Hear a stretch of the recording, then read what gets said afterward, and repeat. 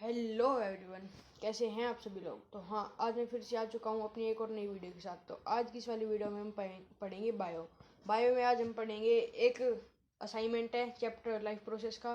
ठीक है, एक है हमारा हिटरोट्रोपिक न्यूट्रिशन, उसके तीनों पार्ट, और फिर है how amoeba take its food, और एक है स्टेप ऑफ न्यूट्रिशन। तो आज हम इतने सारे टॉपिक एक वीडियो में कवर करेंगे।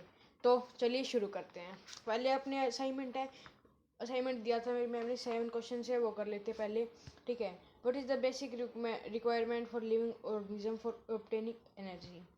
जो ऑर्गेनिज्म होते हैं उसके लिए एनर्जी लेने के लिए सबसे बेसिक रिक्वायरमेंट क्या होती है। तो ये मैंने आपको बता ही दिया था, food is basic requirement for organism for requirement of living being to take energy. Name two inorganic substance used by autotrophs to make food. तो इसमें है कि 2 ऑर्गेनिक सब्सटेंस बताने हैं जो ऑटोट्रॉप्स अपने फूड बनाने में यूज़ करते हैं। तो इसके दो जो बताने हैं, एक कार्बन डाइऑक्साइड, दूसरा वाटर। व्हाट इज़ क्लोरोफिल, ये एक क्वेश्चन है, इसके 4 पार्ट है। What is chlorophyll, chlorophyll is a pigment that gives plant their green colour. What part does chlorophyll play in photosynthesis? Chlorophyll chlorophyll absorbs sunlight in photosynthesis. Which simple food is first prepared by photosynthesis? ऐसा कौन सा simple food होता है जो photosynthesis में सबसे पहले बनाया जाता है? वो होता है glucose. Name the food which get store in plant leaves. ये मैंने बताया था बहुत ज़्यादा गौर करके कि प्लांट फूड को किस फॉर्म में कन्वर्ट करके अपने पास रखता है, वो होता है स्टार्च। अब हमारा 4th question, what criteria be use to decide whether something is alive.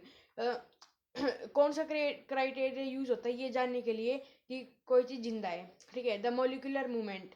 ठीक है, मोलिकुलर मूवमेंट हमें पता इससे हमें पता चलता है कि कोई चीज़ जिंदा है या फिर मर गई। What is the condition necessary for autotrophic nutrition? Carbon dioxide, chlorophyll, sunlight और water. What is the difference between autotropic and heterotropic nutrition? Autotropic nutrition, they make their food, they make their own food. Autotrophic nutrition अपने food खुद बनाते हैं। ठीक है, हिटरोट्रोपिक दूसरों पर depend होते हैं। ठीक है, हिटरोट्रोपिक पूरा टॉपिक समझाएंगे अभी, तो उस पर चलेंगे। और इसके ऑटोट्रोपिक के एग्जांपल सम प्लांट्स और बैक्टीरिया। हिटरोट्रोपिक के एनिमल्स और ह्यूमन बीइंग। अब हमारा लास्ट क्वेश्चन, डिफाइन न्यूट्रिएंट्स।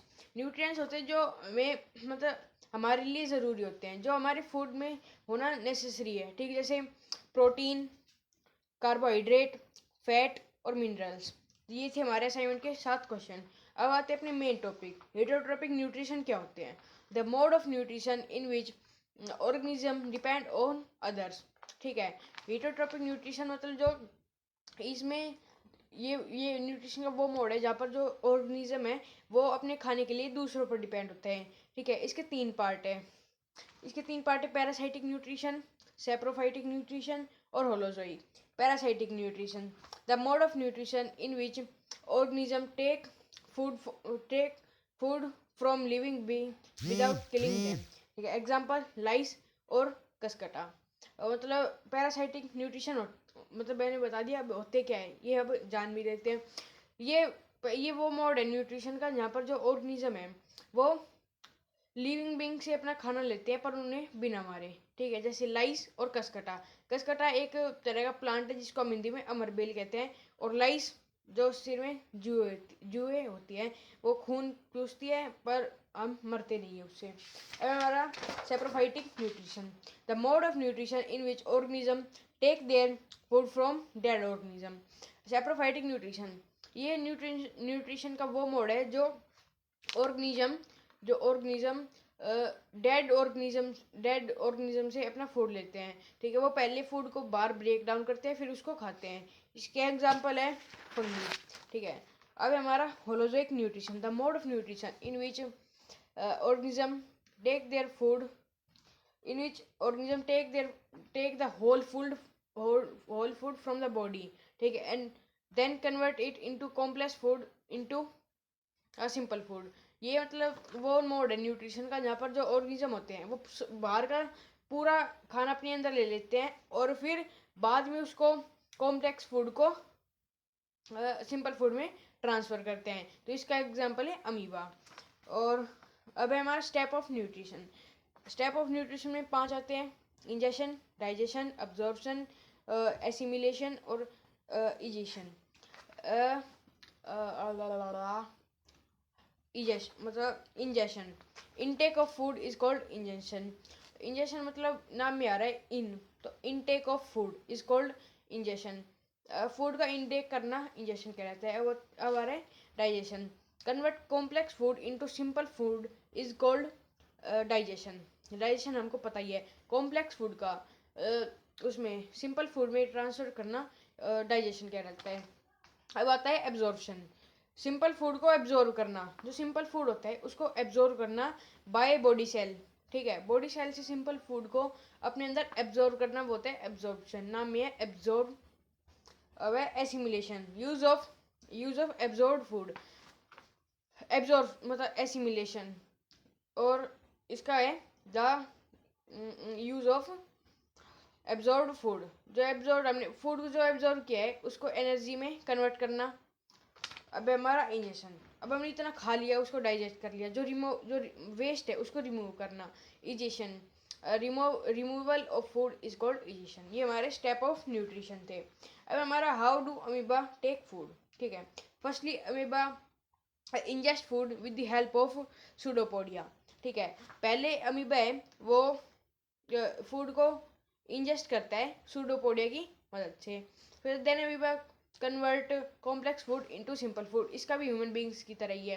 ठीक है, फिर सेकेंडली ये फूड को कॉम्प्लेक्स फूड जो ये पूरा फूड लेती है उसको सिंपल फूड में कन्वर्ट करती है। Then amoeba use food in his growth. फिर अमीबा ने जो फूड लिया वो अपनी ग्रोथ में उसको यूज कर लेती है। ठीक है, अब हमारा last. Then amoeba remove the unwanted food. फिर अमीबा जो उसका अनवांटेड कॉम्प्लेक्स से सिंपल फूड में उसने ट्रांसफ़र किया, फिर जो वेस्ट बच गया उसको रिमूव करती है। और इसका डायग्राम भी है, देखो आपको नहीं दिख रहा होगा, ठीक है, पर मैं बता देता हूँ। अमीबा की एक कुछ भी शेप हो सकती है। ठीक है, तो अमीबा की शेप है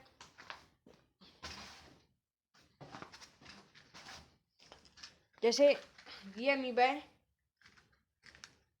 है, और ये इसका फूड है। ठीक है, तो पहले अमीबा ये है, ये अमीबा ये फूड। फिर अमीबा अपना सूडोपोडिया छोड़ेगी और इसको अपने पास ले आएगी। ठीक है, फिर अमीबा के जो फूड वैक्यूल्स हैं, ठीक है, वो इस फूड को अपने अंदर कर लेंगे।